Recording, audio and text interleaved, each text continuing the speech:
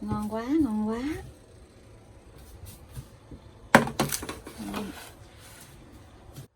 Xin chào cô bác, anh chị và các bạn. Hôm nay mình chia sẻ món bánh mì bơ Pháp.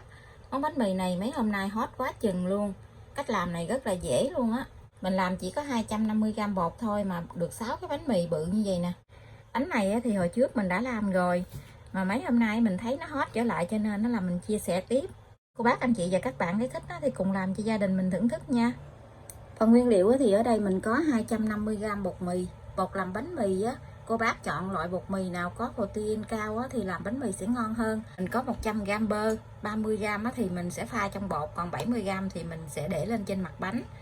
Một cái trứng gà, 20g đường, 20g dầu ăn, 20g sữa bột, 3g men, 100ml nước lạnh. Hôm nay mình sử dụng thêm bột tăng dông. Bột này mình cho vào trong bánh mì thì bánh của mình nó sẽ mềm, để 2-3 ngày nó cũng mềm nữa, nó không có bị khô. Ở đây mình có 10g bột mì và 50g sữa tươi. Thành phần nguyên liệu thì mình sẽ để bên dưới video trong phần mô tả để cho cô bác anh chị dễ tham khảo nha. Trước tiên thì mình sẽ đi làm bột tăng dông. Mình cho 50ml sữa, 10g bột mì. Cái này giống như là mình làm hồ tinh bột á, rồi mình khuấy ra cho cái bột nó sánh lại, giống như hồ vậy là được. Mình xên cho cái bột này nó sánh mịn lại như vậy là được. Bây giờ thì mình sẽ để cho cái bột này nó nguội lại nha. Mình sẽ đi pha bột. 20g sữa bột mình cho vào trong bột mì luôn. 20g đường thì mình cho 10g đường vào trong bột. 10g còn lại tí xíu nữa thì mình để lên trên mặt bánh. Dầu ăn, men khô. Men này thì mình không cần phải kích hoạt. Một cái trứng gà. Một cái trứng gà nhưng mà mình chỉ dùng nửa trứng thôi. Mình cho ra chén nè, mình đánh lên, mình cho nửa trứng vào trong bột, còn nửa trứng thì tí nữa thì mình sẽ quét lên trên mặt bánh. Mình cho phân nửa vào trong cái bột như vậy. Bột tăng dông này bây giờ nó đã nguội rồi, mình cho vào trong bột này luôn để mình trộn luôn.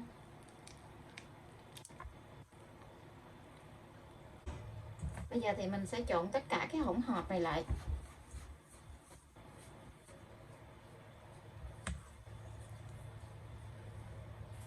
Một 100ml nước thì mình cũng cho vô luôn, mình cho vô từ từ, đừng có cho một lần một hết. Bây giờ thì mình nhồi bột bằng tay nha. Mình rửa tay sạch rồi mình nhồi bằng tay. Nhồi bằng bao tay khó nhồi lắm. Nếu nhà cô bác anh chị mình có cái máy nhồi bột thì nó tiện hơn.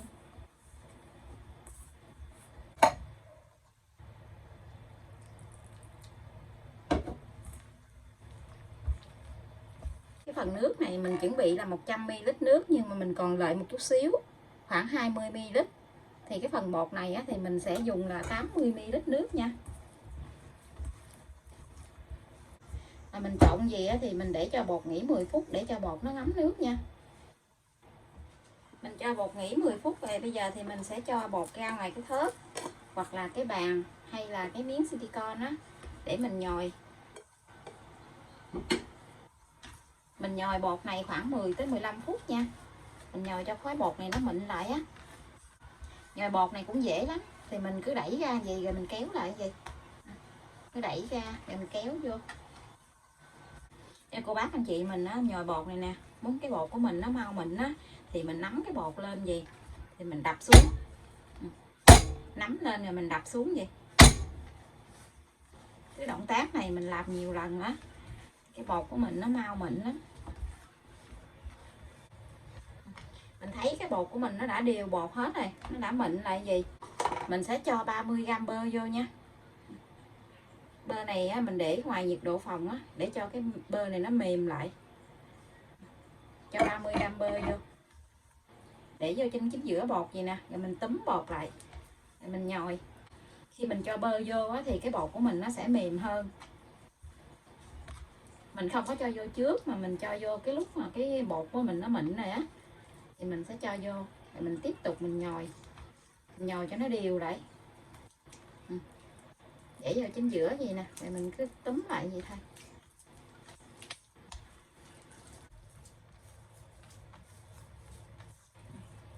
Mình nhồi có tí xíu là nó vừa tay lại nè, cái bơ nó thấm hết vào trong bột đó là nó vừa tay lại, mà nó không có dính tay của mình nữa. Cái bột của mình nó rất là mềm luôn.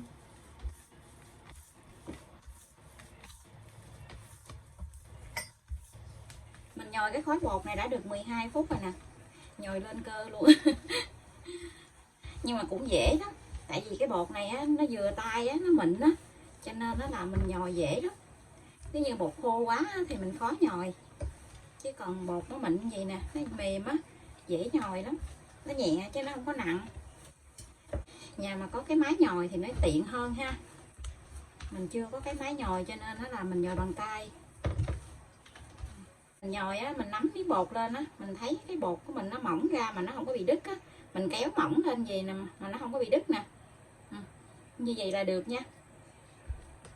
Thì mình sẽ xe cái cục bột cho nó tròn lại. Xe tròn lại rồi mình cho miếng bột vào trong cái tô gì. Mình đậy nắp lại, mình ủ cái bột này là 1 tiếng nha. Bột mình đã ủ được 1 tiếng rồi. Bây giờ thì mình sẽ đi nhồi bột lại nha. Mình đi tạo hình bánh luôn. Bột hôm nay thì mình sẽ làm là 6 cái bánh.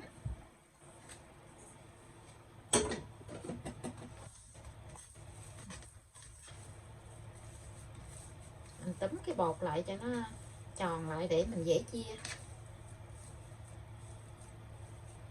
Cái bột nó rất là thơm luôn á, thơm cái mùi men nè, mà bột nó mịn nữa, mình kéo ra nó mịn gì nè, kéo mỏng luôn mà nó không có đứt á.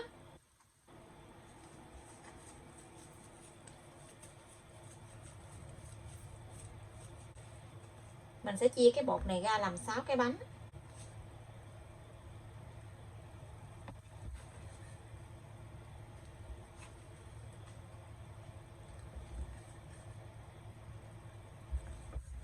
Mình chia cái bánh nó nhỏ nhỏ gì. Bây giờ thì mình sẽ túm cái bánh lại, mình túm vô trong gì nè, để cho cái bánh của mình á, cái bề mặt ở bên ngoài á, nó bóng á. Túm lại vô gì nè.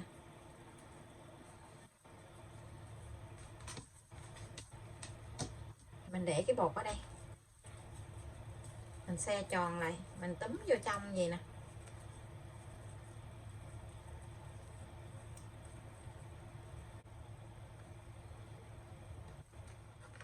Thì mình lấy cái màng bột thực phẩm á, mình đậy lại, mình để cho bột nghỉ 5 phút nha.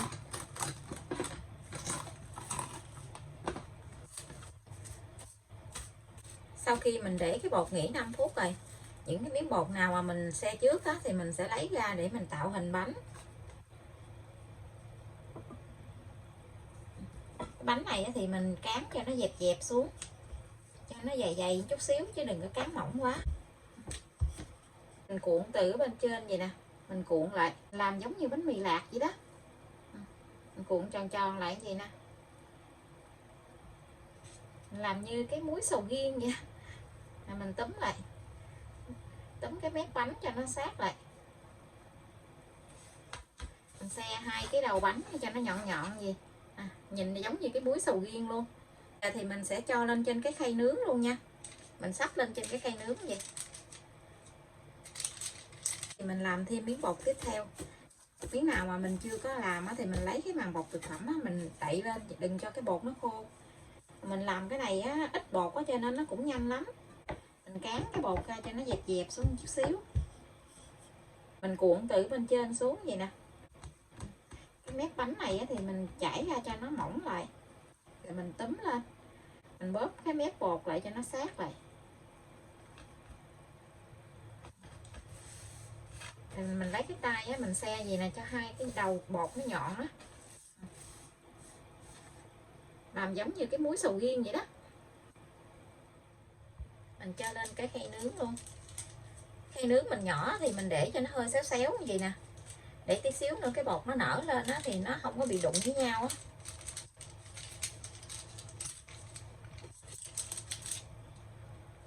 Mình đã tạo hình bánh mì xong rồi thì mình sẽ lấy cái màng bột thực phẩm, hoặc là cô bác lấy cái khăn á, mình đậy kín lại, mình ủ cái bột này 30 phút nữa nha. Mình đậy kín lại gì.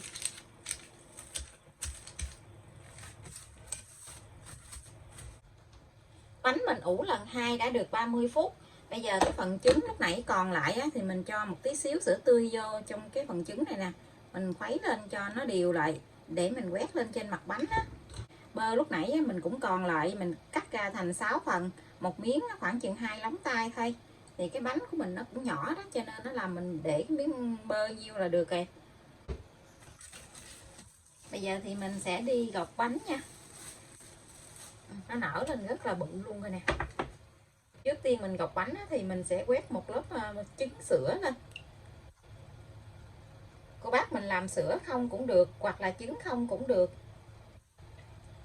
Tại cái phần trứng này á, mình lúc nãy nhồi bột nó còn dư á, mình không có dùng hết, cho nên nó làm mình sẽ lấy mình quét lên trên mặt bánh luôn. Mình quét đều lên trên mặt bánh hết luôn nha. Bây giờ thì mình sẽ gọt bánh nha. Mình gọt sâu xuống một tí xíu để mình còn để cho cái bơ nó vô á. Mình gọt 2 đường gì, gọt đường sâu sâu ở chính giữa vậy nè.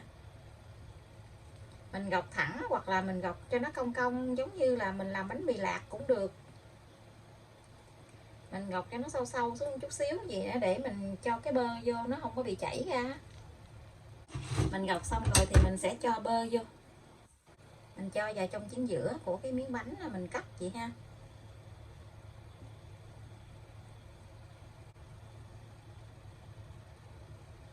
Mình cho bơ vào trong cái bánh mì xong rồi thì mình sẽ gắt một tí xíu đường lên trên cái mặt bánh nha. Mình gắt ở trên mặt bánh một tí xíu đường gì nè, đường cát á. Nếu như cô bác thích bột quế á, thì mình cho bột quế vô cũng ngon lắm. Mình cho một lớp mỏng đường cát trên vậy nè. Mình cho đường lên xong rồi thì mình sẽ cho bánh vào trong lò để nướng luôn nha. Lò mình đã mở lên cho nó nóng trước 10 phút rồi. Cho bánh vào rãnh dưới của lò. Lò mình có 3 ngăn á, thì mình cho ngăn ở thứ 3 luôn. Mình nướng ở nhiệt độ là 170 độ C. Mở 2 lửa. Thời gian nướng là 35 phút. Mình không cần mở quạt. Cô bác cam nhiệt độ nóng của lò nhà mình nha. Thấy cái mặt bánh nó chín vàng là được. Bánh mình nướng đã xong. Bây giờ thì mình sẽ lấy bánh ra luôn. Rồi nó thơm quá chừng thơm cái nhà bếp đây. Giờ mình lấy cái bánh ra luôn. Cái bánh nó vàng đều ở trên nè. Ngon quá, ngon quá.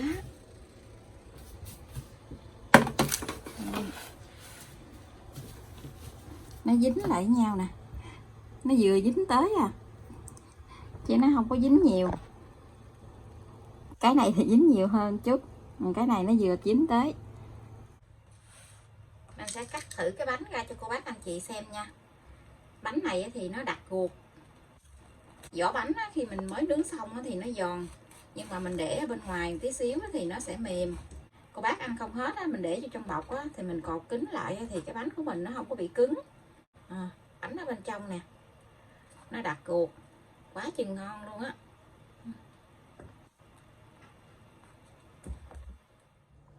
Đây là món bánh mì bơ Pháp phủ đường của mình đã làm xong. Chỉ có 250g bột thôi mà mình làm 6 cái bánh to như vậy nè. Cách làm này rất là dễ luôn. Cô bác anh chị và các bạn thấy thích thì cùng làm cho gia đình mình thưởng thức nha. Bây giờ thì mình xin chào tạm biệt. Hẹn cô bác anh chị và các bạn lại video tiếp theo. Cảm ơn cô bác anh chị và các bạn đã xem video của mình. Xin chào và hẹn gặp lại.